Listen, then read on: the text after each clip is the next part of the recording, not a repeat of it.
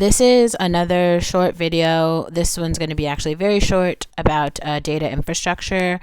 Because one thing that I have noticed when I look at job requirements for data scientists or analysts or product managers, a lot of these companies want you to have like 4 or 5 years of experience managing a product. And it's like, how do you get that?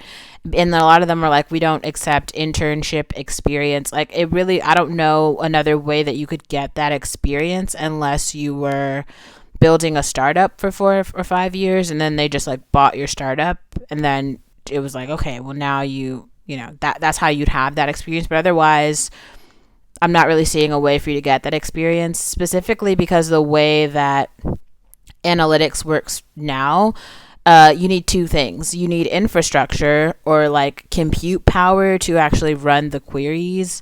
So you need some sort of analytics engine. That's what like Alteryx is a really good one now. But you also need data.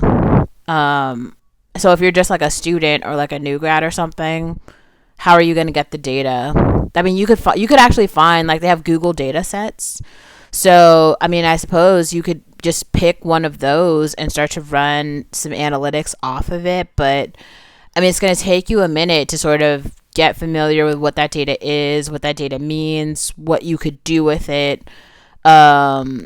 Massaging the data is like a pretty important part of like being able to make any sort of inference from the information.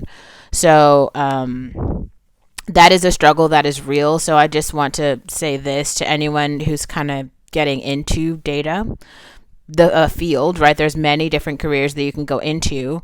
But when you're first getting started, you might want to just pick a domain. Is it going to be fintech data? Is it going to be music data? Is it going to be social media engagement data? Is it going to be sales data?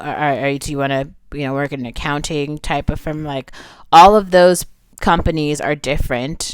All of that the data that would be relevant for a particular meaning would be different. And I think that it is important as a new person in data for you to get a direction. It doesn't really matter which one, but it's important for you to get one and then dive deep.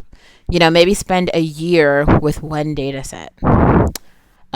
Because in the real world, you aren't going to have, like 16 different projects with 16 different, scopes and stuff. Like, that's just not realistic to the way that the working world works. Like, you're going to have one, project or program that you're just working on for a prolonged period of time.